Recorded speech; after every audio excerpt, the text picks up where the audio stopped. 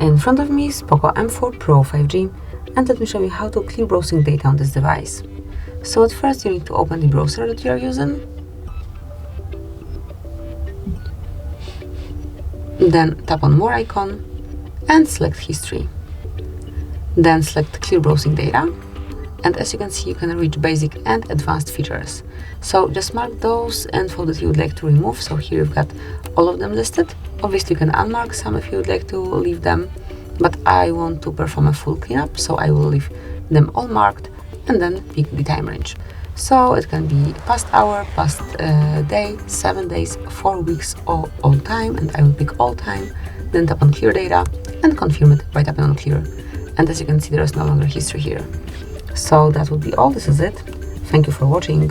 Please subscribe our channel and leave a thumbs up.